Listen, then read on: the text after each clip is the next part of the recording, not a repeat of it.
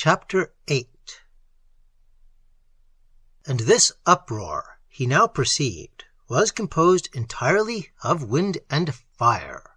Here, on the roof of the hills, beneath a starry sky, these two great elements expressed their nature with unhampered freedom, for there was neither rain to modify the one, nor a solid obstacle to check the other. Their voices merged in a single sound, the hollow boom of wind and the deep, resounding clap of flame. The splitting crackle of burning branches imitated the high, shrill whistle of the tearing gusts that, javelin-like, flew to and fro in darts of swifter sound. But one shout rose from the summit, no human cry distinguishable in it, nor amid the thousand lines of skeleton wood that pierced the golden background was any human outline visible. Fire and wind encouraged one another to madness, manifesting in prodigious splendor by themselves. Then, suddenly, before a gigantic canter of the wind, the driving smoke rolled upwards like a curtain, and the flames, ceasing their wild flapping, soared steadily in Gothic windows of living gold towards the stars. In towering rows, between columns of black night, they transformed the empty space between them into a colossal temple aisle. They tapered aloft symmetrically into vanishing crests, and Hendricks stood upright, rising so that his shoulders topped the edge of the boulder, and utterly contemptuous of Lisand's hand that sought with violence to drag him into shelter, he gazed as one who sees a vision. For at first he could only stand and stare, aware of sensation, but not of thought. An enormous, overpowering conviction blew his whole being to white heat. Here was a supply of elemental power that human beings, empty, needy, starved, deficient human beings, could use. His love for the boy leaped headlong at the skirts of this terrific salvation. A majestic possibility stormed through him. Yet it was no nightmare wonder that met his staring and half-shielded eyes, although some touch of awful dream seemed in it, set, moreover, to a scale that scantier minds might deem distortion. The heat from some 30 fires, placed at regular intervals, made midnight quiver with immense vibrations. Of varying yet calculated size, these towering heaps emitted notes of measured and alternating depth, until the roar along the entire line produced a definite scale, almost a melody, the near ones shrilly singing, those more distant booming with mountainous pedal notes. The consonance was monstrous, yet conformed to some magnificent diapason. This chord of fire music paced the starlit sky, directed, but never overmastered, by the wind that measured it somehow into meaning. Repeated in quick succession, the notes now crashing in a mass, now singing alone in solitary beauty, the effect suggested an idea of ordered sequence, of gigantic rhythm. It seemed, indeed, as though some controlling agency, mastering excess, coerced both raging elements to express through this stupendous dance some definite idea. Here, as it were, was the alphabet of some natural, undifferentiated language, a language of sight and sound, predating speech, symbolical in the ultimate deific sense. Some lord of fire and some lord of air were in command. Harnessed and regulated, these formless cohorts of energy that men call stupidly mere flame and wind, obeyed a higher power that had invoked them, yet a power that, by understanding their laws of being, held them most admirably in control. This, at least, seems a hint of the explanation that flashed into Hendricks as he stared in amazed bewilderment from the shelter of the nearest boulder. He read a sentence in some natural, forgotten script. He watched a primitive ritual that once invoked the gods. He was aware of rhythm, and he was aware of system, though as yet he did not see the hand that wrote this marvelous sentence on the night. for still the human element remained invisible. He only realized, in dim, blundering fashion, that he witnessed a revelation of those two powers which, in large, lie at the foundations of the universe, and in little are the basic essentials of human existence, the powers behind heat and air. Fragments of that talk with Lisanne stammered back across his mind, like letters in some stupendous word he dared not reconstruct entire. He shuddered and grew wise. Realms of forgotten being opened their doors before his dazzled sight. Vision fluttered into far, piercing vistas of ancient wonder, haunting and half-remembered, then lost its way in blindness that was pain. For a moment, it seemed, he was aware of majestic presences behind the turmoil, shadowy but mighty, charged with a vague potentiality as of immense algebraical formulae, symbolical and beyond full comprehension, yet willing and able to be used for practical results. He felt the elements as nerves of a living universe. Yet thinking was not really in him anywhere. Feeling was all he knew.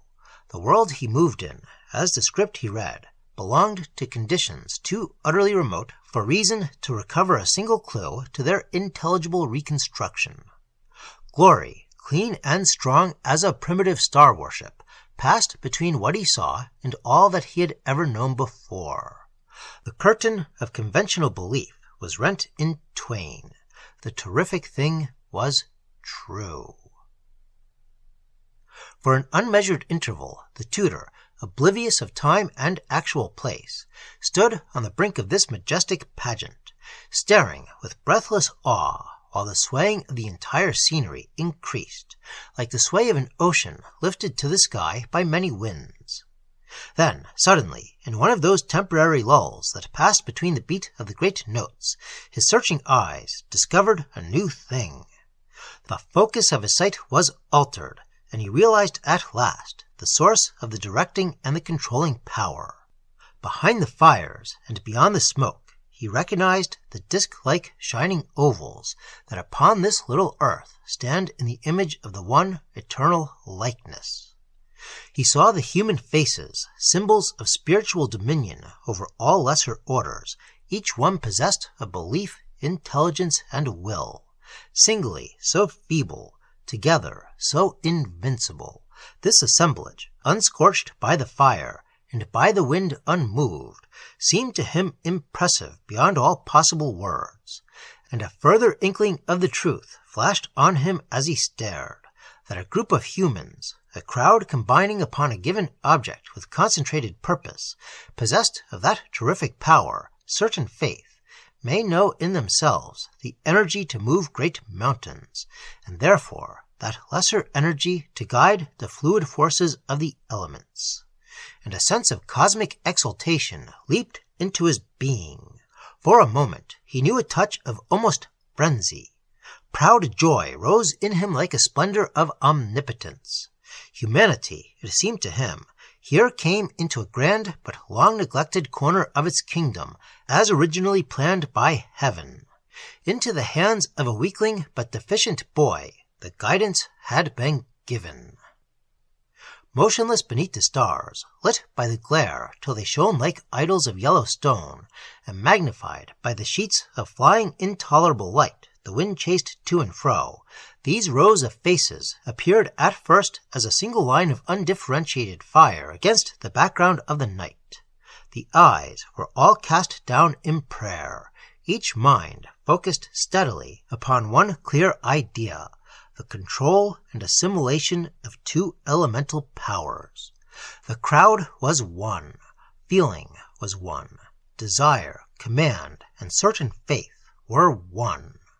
The controlling power that resulted was irresistible.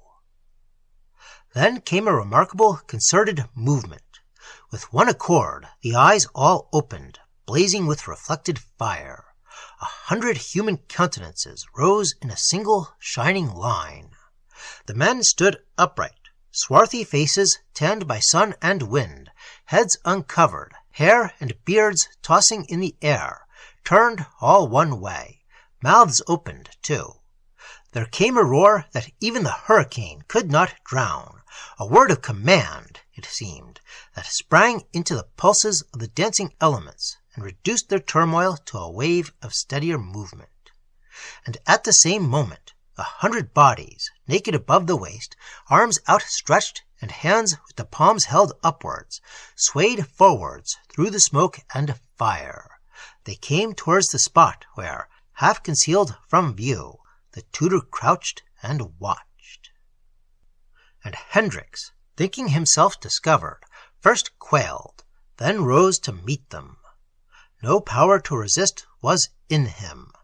It was rather willing response that he experienced. He stepped out from the shelter of the boulder and entered the brilliant glare. Hatless himself, shoulders squared, cloak flying in the wind, he took 3 strides towards the advancing battalion.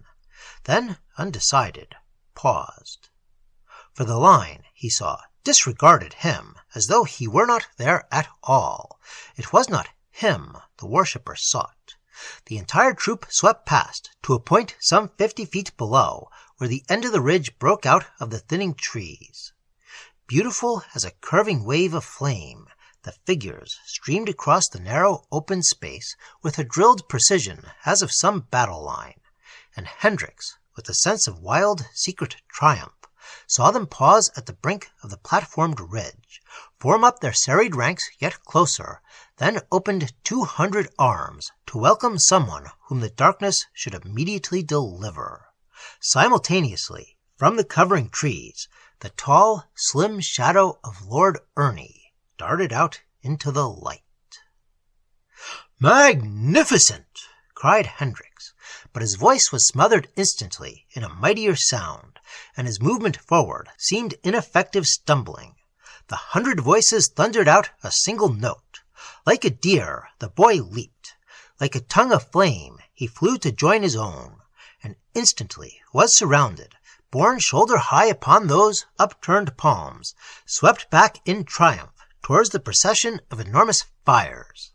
Wrapped by smoke and sparks, lifted by wind, he became part of the monstrous rhythm that turned that mountain ridge alive. He stood upright upon the platform of interlacing arms. He swayed with their movements as a thing of wind and fire that flew. The shining faces vanished then, turned all towards the blazing piles, so that the boy had the appearance of standing on a wall of living black. His outline was visible a moment against the sky, firelight between his wide-stretched legs, streaming from his hair and horizontal arms, issuing almost, as it seemed, from his very body. The next second he leaped to the ground, ran forward, appallingly close, between 2 heaped-up fires, flung both hands heavenwards, and knelt. And Hendricks, sympathetically following the boy's performance as though his own mind and body took part in it, experienced then a singular result. It seemed the heart in him began to roar.